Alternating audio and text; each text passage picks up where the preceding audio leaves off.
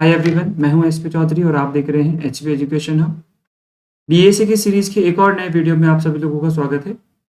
आज हम बात करने वाले हैं स्ट्रक्चर के बारे में कि किस तरह से हम स्ट्रक्चर बना सकते हैं, क्या होता है स्ट्रक्चर, क्या यूज है स्ट्रक्चर का, कैसे क्रिएट करते हैं, इन सभी चीज़ों के बारे में हम बात करते हैं। तो चलिए बिना किसी देरी के शुरू करते हैं फटाफट से वीडियो। यदि बात करें स्ट्रक्चर की, तो स्ट्रक्चर है क्या? सर, स्ट्रक्चर एक यूजर डिफाइंड डेटा टाइप है। कैसा डेटा टाइप है? यूजर डिफाइंड डेटा टाइप, यानी एक ऐसा डेटा टाइप जो यूजर अपने रिक्वायरमेंट के हिसाब से क्रिएट करता है और उसे यूज करता है, उसे हम कहते हैं यूजर डिफाइंड डेटा टाइप। ठीक है। एक होता है pre defined data type. Pre defined data type में हमारे पास कौन कौन से डेटा टाइप आते हैं? तो प्री डिफाइंड डेटा टाइप में हमारे पास इंटीजर आता है, फ्लोट आता है, कैरेक्टर आता है। ये सारे किस में आते हैं? प्री डिफाइंड डेटा टाइप में आते हैं। ठीक है। अब हम बात करने वाले हैं स्ट्रक्चर की।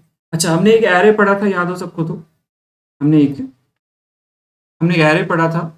एरे में क्या करते हैं हम? सर, एरे में हम बहुत सारे एलिमेंट स्टोर करते हैं लेकिन सेम टाइप के। एरे में हम बहुत सारे एलिमेंट स्टोर करते हैं लेकिन सेम टाइप के। यहाँ स्ट्रक्चर में हम बहुत सारे एलिमेंट स्टोर कर सकते हैं लेकिन डिफरेंट डिफरेंट टाइप के। तो यदि हम स्ट्रक्चर की बात करें तो स्ट्रक्चर हेट्रोजीनियस एलिमेंट्स को स्टोर कर सकता है। हेट्रोजीनियस एलिमेंट्स का कलेक्शन होता है या स्टोर कर सकता है, इसे हम कहते हैं स्ट्रक्चर। स्ट्रक्चर बनाने के लिए हम एक कीवर्ड यूज करते हैं। स्ट्रक्चर बनाने के लिए हम एक कीवर्ड यूज करते हैं जो कि है स्ट्रक्ट। कि क्या है? ठीक, स्ट्रक्ट। जैसे एग्जांपल ले हम कि मान लो हमें एक स्टूडेंट का डेटा स्टोर करना है, या बहुत सारे स्टूडेंट हो सकते हैं। मैं स्टूडेंट की यदि बात करूं तो हमें स्टूडेंट का क्या क्या डेटा स्टोर करना है, हम इसकी बात करते हैं। मान लो हमें एक स्टूडेंट का रोल नंबर स्टोर करना हो, एक स्टूडेंट का नेम स्टोर करना हो और एक स्टूडेंट का परसेंटेज स्टोर करना हो। हमें पता है रोल नंबर इंटीजर टाइप का होना चाहिए, नेम हम स्ट्रिंग यूज करते हैं और परसेंटेज हम फ्लोट में लेते हैं। तो यदि मुझे इन तीनों टाइप के डेटा को एक साथ इनपुट करना हो या एक मेमोरी में एक साथ रखना हो तो उसके लिए हमें इस स्ट्रक्चर को यूज लेना चाहिए। जैसे हम स्ट्रक्चर की सिंटेक्स की बात करें तो फर्स्ट हम लिखते हैं स्ट्रक्ट, हम यूज करते हैं स्ट्रक्ट कीवर्ड, फिर स्ट्रक्चर का नेम देन कर्ली ब्रैकेट और यहाँ हम लिखते हैं मेंबर।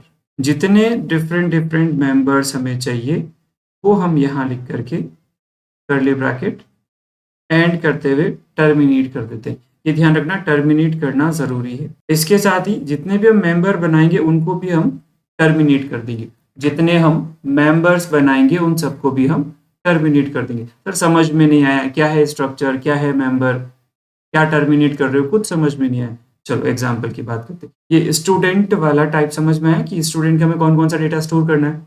सर, ये तो समझ में आ गया कि हमें रोल नंबर, नेम और परसेंटेज चाहिए। बस इसी को हमें क्या करना है? इस स्ट्रक्चर के फॉर्म में कन्वर्ट करना है। क्या करेंगे? देखो, फर्स्ट हम कीवर्ड लिखेंगे स्ट्रक्ट, उसके बाद में स्ट्रक्चर का नाम मैं स्टूडेंट ही रख दूं, स्टूडेंट कर्ली ब्रैकेट। और हमें क्या क्या डेटा स्टोर करवाना है? सर, हमें रोल नंबर, नेम और परसेंटेज स्टोर करवाना है। तो मैंने रोल नंबर ले लिया इंटीजर का, स्ट्रिंग में हम नेम ले लेते हैं और फ्लोट में हम परसेंटेज ले लेते हैं और कर्ली ब्रैकेट एंड करते हुए इसे टर्मिनेट कर देंगे। क्या सर ऐसा करने से मेमोरी मिल जाएगी? क्या ऐसा करने से एक स्टूडेंट को मेमोरी मिल जाएगी? बिल्कुल नहीं। मेमोरी कब मिलेगी? सर, मेमोरी मिलेगी जब हम इसका एक ऑब्जेक्ट बनाएंगे। ये कैसे बनाएंगे? तो ये डेटा टाइप क्रिएट होने के बाद हम लिखेंगे बाद में कहीं पर भी, मेन फंक्शन में या किसी और फंक्शन में, तरह से स्टूडेंट और S1, S2, S3 ऐसे जितने चाहो उतने ऑब्जेक्ट बना सकते हो। इनको क्या कहते हैं? तो इनको हम कहते हैं ऑब्जेक्ट। इनको क्या कहते हैं? ऑब्जेक्ट। ऑब्जेक्ट कह लो या वेरिएबल कह लो, एक ही बात। ठीक है। होगा क्या? सर, S1 बनेगा, इसके पास एक मेमोरी होगी जिसमें रोल नंबर स्टोर करने की मेमोरी होगी, नेम स्टोर करने की मेमोरी होगी और परसेंटेज स्टोर करने की मेमोरी होगी। ठीक है। और सेम ऐसे ही S2 और S3 को मेमोरी मिलेगी, सेम ऐसे ही S2 और S3 को मेमोरी मिलेगी, ऐसे ही S2 को और S3 को भी मेमोरी मिलेगी। ठीक है, तो हमने यहाँ देखा कि हमारे पास एक S1 है जिसमें रोल नंबर, नेम और परसेंटेज, ऐसे ही हमारे पास S2 है उसमें भी रोल नंबर, नेम और परसेंटेज, और सेम S3 को भी मेमोरी मिलेगी। अब सर ये जो S1, S2, S3 इनको तुम कहते हैं ऑब्जेक्ट, और इनके अंदर जो मेमोरी मिली है, किस किस को मेमोरी मिली है सर? एक रोल नंबर को मेमोरी मिली है, एक नेम को मेमोरी मिली है, और एक परसेंटेज को मेमोरी मिली है। हर एक ऑब्जेक्ट में ऐसी मेमोरी मिली है। तो ये मेमोरी जिनको मिली है उनको कहते हैं मेंबर। और ये मेंबर हम कहाँ लिखेंगे सर? ये मेंबर जब हम स्ट्रक्चर बनाते टाइम लिखेंगे उसके अकॉर्डिंग मेमोरी मिलती है। ठीक है, तो एक ऑब्जेक्ट में मेमोरी किसके अकॉर्डिंग मिलती है? मेंबर के अकॉर्डिंग। मेंबर कहाँ डिक्लेयर करेंगे सर? स्ट्रक्चर बनाते टाइम डिक्लेयर कर देंगे। बिल्कुल, यहाँ तक समझ में आ गया? हाँ सर, मेमोरी तो बन गई। अब इसमें डेटा कैसे स्टोर करेंगे? तो डेटा स्टोर करने के लिए हम यूज करते हैं एक डॉट ऑपरेटर। कौन सा ऑपरेटर? Dot operator. क्या करता है सर ये डॉट ऑपरेटर? ये डॉट ऑपरेटर ऑब्जेक्ट से मेंबर को एक्सेस करने के लिए काम में आता है। ऑब्जेक्ट से मेंबर को एक्सेस करने के लिए काम में आता है। कैसे लिखेंगे सर? इस तरह से लिख देंगे S1 जो कि हमारा ऑब्जेक्ट है, डॉट, और उसके बाद उसके मेंबर। कौन कौन है मेंबर? रोल नंबर, नेम और परसेंटेज। रोल नंबर, नेम और परसेंटेज। तो यहां मैंने लिख दिया S1 dot roll number equals to 101। तो S1 की मेमोरी में जो रोल वाले मेंबर है उसमें डेटा स्टोर हो जाएगा 101। मैं कलर चेंज कर देता हूं। क्या स्टोर हो जाएगा सर? 101। ऐसे यदि मुझे नेम स्टोर करना हो तो नेम स्टोर करने के लिए लिखेंगे S1 डॉट नेम, और स्ट्रिंग से बनाया हमने नेम, स्ट्रिंग में असाइन करना अलाउ है, तो यहाँ लिख देंगे जो भी हमें नेम स्टोर करना है। मान लो मुझे अमित स्टोर करना है, तो S1 के नेम में क्या स्टोर हो जाएगा सर? अमित स्टोर हो जाएगा। ऐसे ही परसेंटेज स्टोर करना हो तो परसेंटेज स्टोर करने लिख लेंगे S1 डॉट परसेंटेज, और उसमें जो डेटा हमें स्टोर करना हो वो डेटा लिख देंगे। मैंने लिख दिया 75.28। तो S1 के परसेंटेज में 75.28 स्टोर हो जाएगा। ठीक है, बिल्कुल समझ में आ गया यहाँ तक? सर हमें ये तो ऑब्जेक्ट बनाने के बाद में रखा है हमने। यहाँ हमने क्या किया है? ऑब्जेक्ट बनाने के बाद में रखा है। मुझे ऑब्जेक्ट बनाते टाइम ही डेटा देना हो तो, यानी इनिशियलाइज करना हो तो क्या करेंगे? बिल्कुल देखो, ये इनिशियलाइज की बात करें तो ये बिल्कुल एरे के जैसा ही है। यदि मैं एक स्टूडेंट S1 ऑब्जेक्ट बनाऊं, S2 S3 कुछ बना लो, डिफरेंट होना चाहिए ना। मान लो हम नए बना रहे S1 और इसमें मुझे डेटा स्टोर करना है, तो कर्ली ब्रैकेट यूज करेंगे। और किस ऑर्डर में हमने मेंबर को अरेंज किया था सर? हमने मेंबर बनाया है पहले रोल नंबर, फिर नेम और फिर परसेंटेज। उसी ऑर्डर में डेटा स्टोर कर देंगे, उसी ऑर्डर में हम डेटा को स्टोर कर देंगे। जैसे मुझे सबसे पहले रोल नंबर देना चाहिए तो मैंने रोल नंबर दे दिया 101। फिर नेम देना चाहिए तो नेम स्ट्रिंग में आएगा, मैंने यहाँ नेम दे दिया स्ट्रिंग में। और फिर परसेंटेज तो मैंने परसेंटेज दे दिया इस तरह। देन कर्ली ब्रैकेट बंद कर दी। तो यहाँ S1 को जो मेमोरी मिलेगी और उसके पास जो मेंबर होंगे, जैसे रोल नंबर है तो रोल नंबर पहला मेंबर है, रोल नंबर पहला मेंबर है तो पहली वैल्यू इसमें 101 जाकर के स्टोर हो जाएगा। फिर नेम है तो नेम में नेम जाकर के स्टोर हो जाएगा। और उसके बाद फिर परसेंटेज है तो परसेंटेज में जो हमने परसेंटेज दिए हैं वो जाके स्टोर हो जाएगा। तो हमने यहाँ पर क्या किया सर? हमने इनिशियलाइज कर दिया तीनों मेंबर को एक साथ। तो जब हम एक ऑब्जेक्ट बना रहे हैं उसी समय हमें डेटा स्टोर करना हो, कि हमें पता है कि ऑब्जेक्ट के अंदर अब एक से ज्यादा वैल्यूज असाइन होगी, एक से ज्यादा वैल्यूज इनिशियलाइज होगी। तो उस केस में हम कर्ली ब्रैकेट यूज करते हुए सारी वैल्यूज को स्टोर करवा देंगे। ये समझ में आ गया? इसके बाद बात करते हैं नेक्स्ट, ये स्ट्रक्चर को यूज कैसे लेना है। यूज इन सेंस प्रोग्राम कैसे बनेगा। देखो हम सबसे पहले एक स्ट्रक्चर क्रिएट कर लेंगे। तो मैंने मेन फंक्शन से पहले लिख दिया स्ट्रक्ट स्टूडेंट कर्ली ब्रैकेट और इसमें रोल नंबर नेम और फ्लोट में परसेंटेज, फ्लोट में ले लेंगे परसेंटेज। टर्मिनेट करना सबसे इंपॉर्टेंट पार्ट है, तो हमने क्या कर दिया, लास्ट में टर्मिनेट कर दिया। एक स्ट्रक्चर बना दिया जिसमें रोल नंबर नेम और परसेंटेज 3 मेंबर रखे। अब मैं यहाँ यानी मेन फंक्शन में इसी स्ट्रक्चर का, एक मिनट, अब मैं मेन फंक्शन में इसी स्ट्रक्चर यानी स्टूडेंट का एक रोल नंबर एक ऑब्जेक्ट बना दूं S1 नाम से। ठीक है, तो अब आप यहाँ देखोगे S1 डॉट लिखते ही हमारे पास सारे मेंबर्स आ जाएंगे। कौन कौन है सर, नेम है, परसेंटेज है और रोल नंबर, ये तीनों मेंबर हमने लिए। मैं यहाँ पर सबसे पहले रोल नंबर स्टोर कर दूं। जरूरी नहीं आप रोल नंबर को ही पहले स्टोर करो, कुछ भी कर सकते हो। फिर S1 में नेम स्टोर कर दूं और देन S1 में परसेंटेज स्टोर कर दूं। ठीक है, अब मैं यहाँ तीनों को प्रिंट कर दूं तो लिख दिया C out S1 dot roll number, फिर space S1 dot name S1 और S1 डॉट परसेंटेज, ये मैंने प्रिंट कर दिया। अब इसे रन करें तो हमारे पास ये तीनों डेटा आउटपुट में आ जाने चाहिए जो हमने परसेंटेज हमने रखा नहीं, सॉरी, तो परसेंटेज में हम वैल्यू रख देते हैं। मैंने 75.28 ऐसी एक वैल्यू रख दी परसेंटेज में। और अब मैं इसे रन करूं तो ये तीनों डेटा आ जाएगा 101 अमित 75.28, राइट। तो ऐसे हम डेटा को स्टोर कर सकते हैं। ये तो ऑब्जेक्ट बनाने के बाद की बात होगी। मान लो मैं ऑब्जेक्ट बनाते टाइम में डेटा स्टोर करना चाहूँ तो बिल्कुल कर सकते हैं। स्टूडेंट मैंने S2 बनाया, असाइन कर दिया, इसमें मतलब इनिशियलाइज कर दिया कर्ली ब्रैकेट यूज करके 102, नेम देते हैं सुमित और परसेंटेज कुछ इस तरह से। हमने यहाँ रोल नंबर नेम और परसेंटेज इस ऑब्जेक्ट को बनाते टाइम ही दे दिए।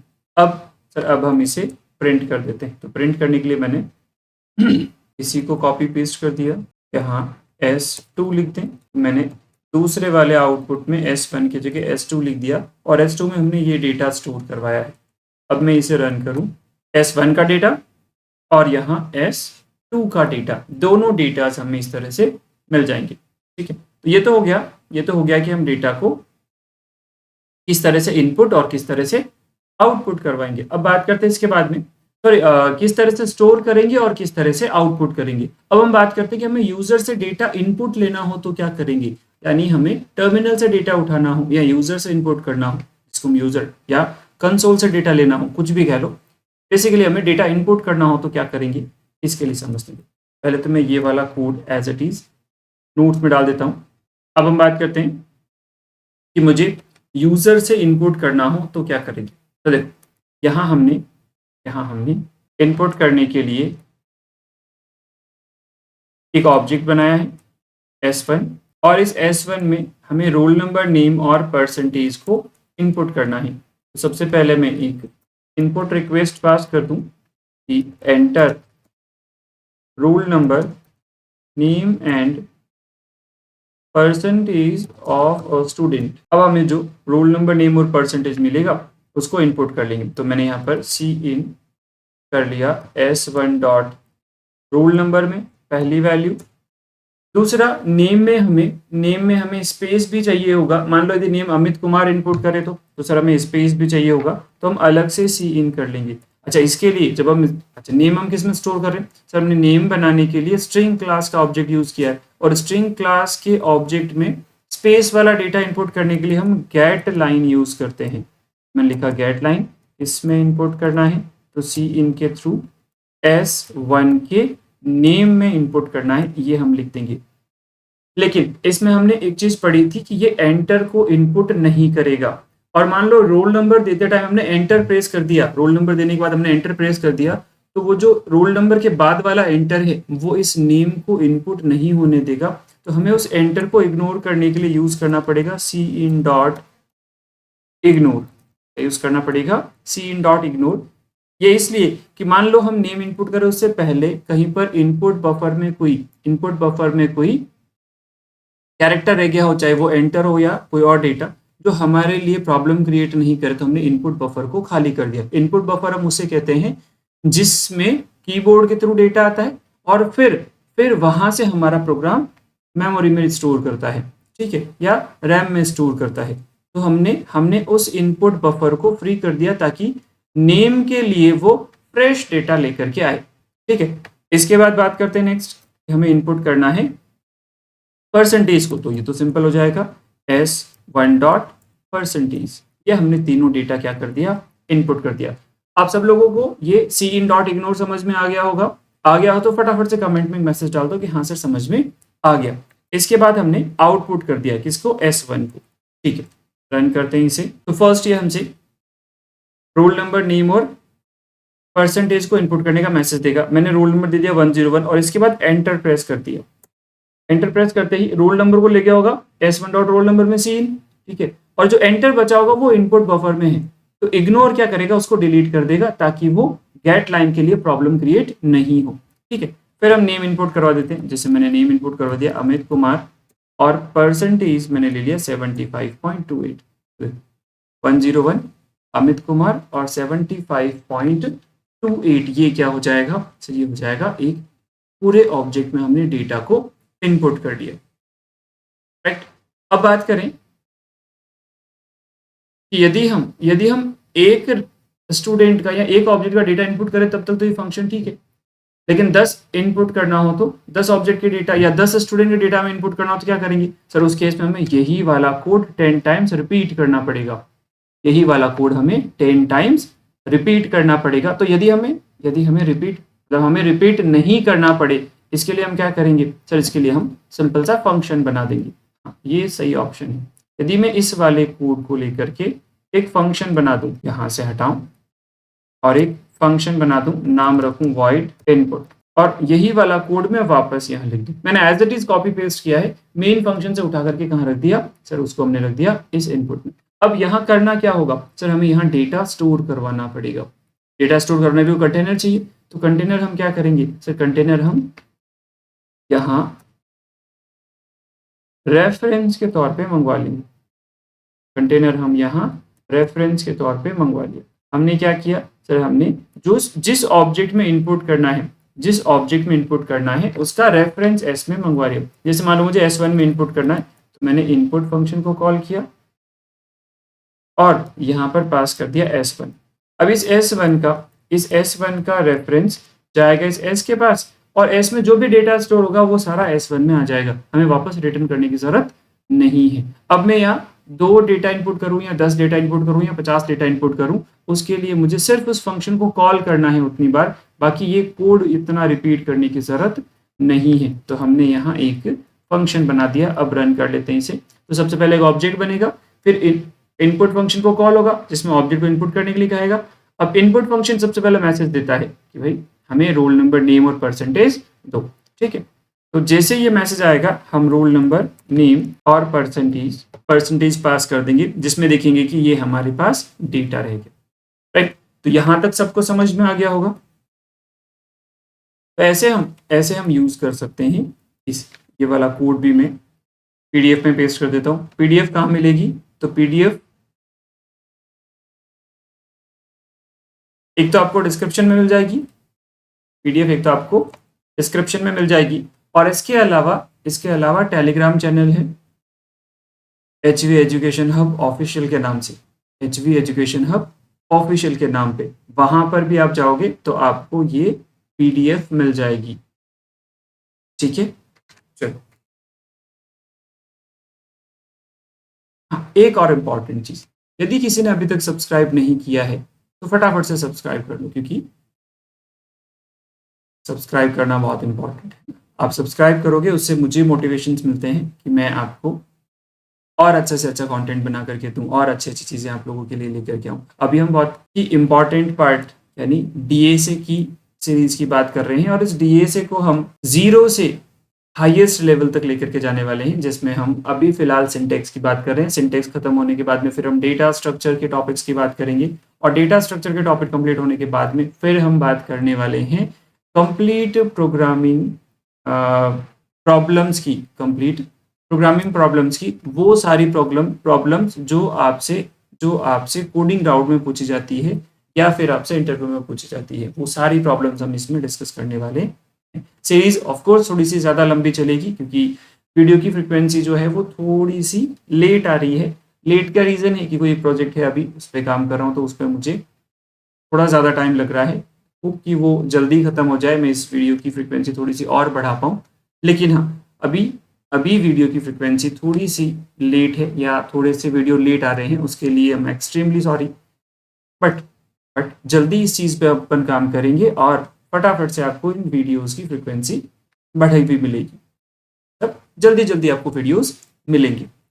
अभी फ़िलहाल कंटिन्यू रहें वीडियोस पे, और जो भी डाउट है वो कमेंट सेक्शन में मेरे को डालते रहें, या कोई नई चीज़ आपको चाहिए तो वो भी आप मुझे कमेंट सेक्शन में बता सकते हैं।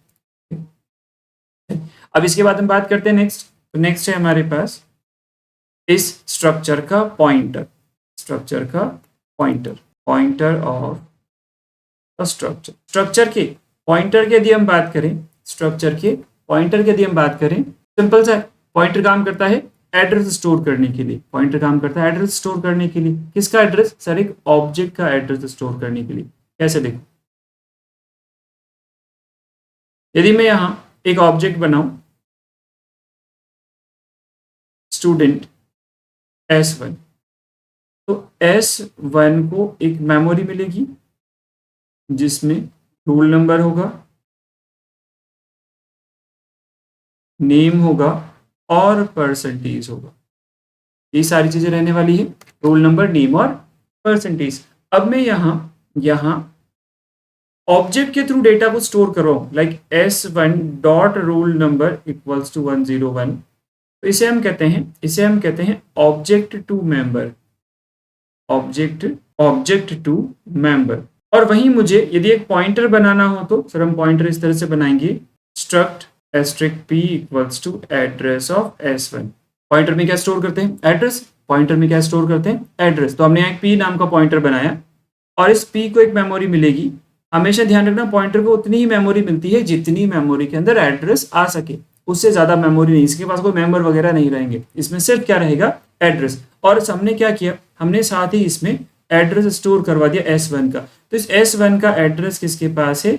P के पास है। क्या P के पास कोई मेंबर है? नहीं सर, P के पास कोई मेंबर नहीं। मेंबर किसके पास है? S1 के पास। लेकिन P के पास क्या है? सर P के पास उस S1 का या उस ऑब्जेक्ट का एड्रेस है। यदि पॉइंटर के पास किसी ऑब्जेक्ट का एड्रेस आए तो पॉइंटर उस ऑब्जेक्ट के मेंबर को, उस ऑब्जेक्ट के मेंबर कौन से होंगे? सर रोल नंबर, नेम और परसेंटेज। रोल नंबर, नेम और परसेंटेज। तो रोल नंबर, नेम और परसेंटेज को हम S1 के थ्रू भी एक्सेस कर सकते हैं, जिसको हम कहते हैं ऑब्जेक्ट टू मेंबर, ठीक है। और हम इस पॉइंटर के थ्रू भी एक्सेस कर सकते हैं, जिसको हम कहेंगे पॉइंटर टू मेंबर। कैसे लिखेंगे? जैसे मान लो मुझे P के थ्रू नेम स्टोर करवाना है तो लिखेंगे P एरो ऑपरेटर हाइफन और ग्रेटर देन के साइन से बनेगा, P एरो और उसके बाद में नेम ले लो और जो वैल्यू स्टोर करनी है वो वैल्यू लिख दो। तो यहाँ पर P के पास अब देखो ये काम कैसे करेगा कि P के पास जिस ऑब्जेक्ट का एड्रेस है उस ऑब्जेक्ट के नेम में क्या स्टोर कर दो? सर अमित को स्टोर कर दो। तो अब S1 का नेम क्या हो जाएगा? अमित। और यहाँ पर हम ये रोल नंबर स्टोर करवा चुके थे, तो रोल नंबर यहाँ स्टोर हो जाएगा, ठीक है। तो चीजें समझ में आई हो कि आपको? ये समझ में आ गया? इसे यूज कैसे लेते हैं? तो मैं यहाँ इसी को इम्प्रूव करूँ और तो मैं इसी वाले कोड में इनपुट को हटा करके सिंपल हम जैसे हम स्टोर कर रहे थे वैसे स्टोर करते, जैसे S1 में स्टोर कर रहे थे वैसे मैंने एक ऑब्जेक्ट बनाया S1 और इनपुट के बजाय हम यहीं पर डेटा स्टोर करवाएं। तो मैंने रोल नंबर तो स्टोर करवा दिया, S1 डॉट रोल नंबर से वैल्यू रख दी 101 और नेम के लिए और परसेंटेज के लिए मान लो हमने एक पॉइंटर बनाया, तो मैंने एक पॉइंटर बना दिया P और उसमें स्टोर करवा दिया address of S1, address of S1। अब यहाँ क्या हुआ होगा? सर यहाँ पर P एक पॉइंटर बना है जिसके पास S1 ऑब्जेक्ट का एड्रेस है। उनका ठीक है, क्या इस पॉइंटर के थ्रू मेंबर को एक्सेस कर सकते हैं? हाँ सर, एड्रेस स्टोर करवा दिया, एक्सेस कर सकते हैं। कौन सा ऑपरेटर लिखेंगे सर? एरो ऑपरेटर लिखेंगे। मैंने लिखा पी एरो, तो हमारे पास वही सेम मेंबर्स के नाम आ गए, रोल नंबर, नेम और परसेंटेज। हमने रोल नंबर स्टोर करवा दिया तो नेम स्टोर करवा देते हैं, नेम आ जाएगा जैसे अमित कुमार। ठीक है, तो यहाँ हम जो मेंबर को एक्सेस कर रहे हैं वो कर रहे हैं ऑब्जेक्ट से, इसलिए इसे कह सकते हैं ऑब्जेक्ट टू मेंबर। और यहां हमने मेंबर को एक्सेस किया है पॉइंटर को यूज करके, यहां हमने मेंबर को एक्सेस किया है पॉइंटर को यूज करके, तो इसे हम कहेंगे पॉइंटर टू मेंबर। क्या कहेंगे? Pointer to member. अब हम इस S1 के डेटा को प्रिंट कर दें। ठीक है, हमने एक डेटा स्टोर करवाया है डॉट ऑपरेटर से यानी ऑब्जेक्ट से, और दूसरा हमने स्टोर करवाया पॉइंटर से। एक तीसरा डेटा और ले लेते हैं हम, तो यहाँ मैंने तीसरा डेटा स्टोर करवा दिया p dot percentage equals to 75.25। ठीक है, और उसके बाद प्रिंट कर देते हैं, रन करके देखते हैं इसको। यही तीनों डेटा जो हमने इस S1 ऑब्जेक्ट में स्टोर करवाया है वो आउटपुट के तौर पे आ जाएगा। 101 जो ऑब्जेक्ट के थ्रू डॉट ऑपरेटर से स्टोर हुआ है, और अमित कुमार और 75.25 ये पॉइंटर के थ्रू यानी एरो ऑपरेटर से हमने स्टोर किए हैं। आई होप यहाँ तक सबको समझ में आ गया होगा। तो ये था हमारा बेसिक स्ट्रक्चर, और स्ट्रक्चर से रिलेटेड कुछ एग्जांपल्स। अभी स्ट्रक्चर में और भी चीजें पढ़ना बाकी है, लेकिन वो हम तब पढ़ेंगे जब हम क्लास एंड ऑब्जेक्ट पढ़ेंगे, क्योंकि क्लास एंड ऑब्जेक्ट में बहुत सारी ऐसी चीजें हैं जिनकी हेल्प से हम स्ट्रक्चर या जिनके सिंटेक्स को हम स्ट्रक्चर में भी यूज ले सकते हैं। तो आज के लिए इतना ही, नेक्स्ट मिलते हैं अगली क्लास में। तब तक के लिए थैंक यू सो मच।